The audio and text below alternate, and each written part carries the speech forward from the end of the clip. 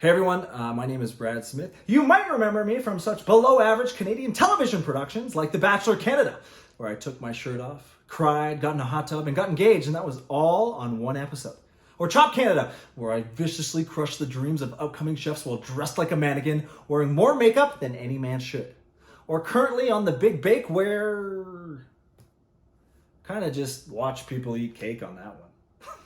And none of these experiences would have ever happened if it were not for the immense background of production knowledge and TV knowledge that were instilled in me by my Queen's University Bachelor of Arts degree in history with a concentration on South Africa pre-apartheid. Well, I guess it was a bachelor's degree, so there's a correlation there, you know? In all seriousness, I could list off a multitude of memories, moments, and I could try to encapsulate what Queen's football meant to me, but it always comes back to one name: Pat Sheehan. I didn't actually apply to Queen's University. This is true. Coach Pat Tracy did it for me. In high school, I wasn't what you would call a scholar. You know, I didn't have much motivation. I didn't have any direction. But the second I met Coach Sheehan, I knew that wherever he was, that's where I wanted to play. Every other coach had a structure of how I would fit into their system, being the top receiver recruit in Canada, coming out of high school. But Pat simply looked at me and told me, "Brad, at Queen's, it doesn't matter if you're first year or fifth year. The best player plays, baby." And coming out as a cocky high school kid, that's all I wanted to do. I wanted to compete.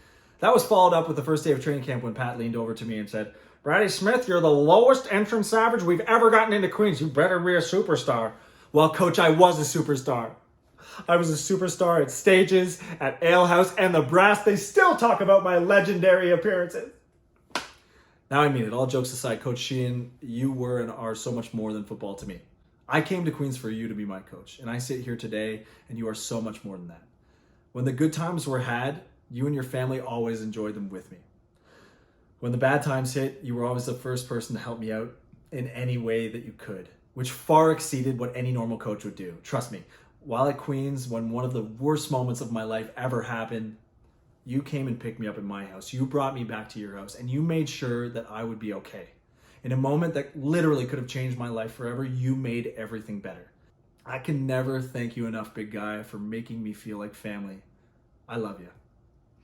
I'd like to close this with thanking my parents, Larry and Lisa. Despite living in Montreal, they only missed one game in my Queen's career, my 4 years playing. They even came in 2003 where I missed every game due to injury. They only missed one game when I was at St. Andrews. Listen to this, 5 hours driving there, 3 hours to watch a game, and 5 hours driving back every weekend for 2 years. Now, I will say, Mom and Dad, the 2 games that you did miss, one in high school where I broke the Ontario record for receiving, that will never be touched unless there's like 9 quarters in a game. And number 2 was I tied the receiving record for touchdowns in a single game.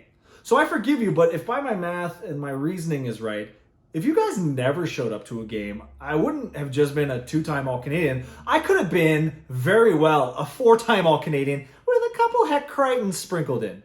I'm kidding. I don't talk too emotionally about my parents because it makes me emotional. My parents never pushed me. They never forced me in any certain direction, be it sports, drama, television, or business. They were just always there to support anything I did. Even in 2006 at Christmas when my dad asked me how $2,000 got charged to his credit card from a place called Smidgey's. I am my dad's son and my mom's boy, and trust me that anyone who knows me knows that means more to me than any award, any accomplishment, or any title that you could ever bestow on me, Larry and Lisa's son.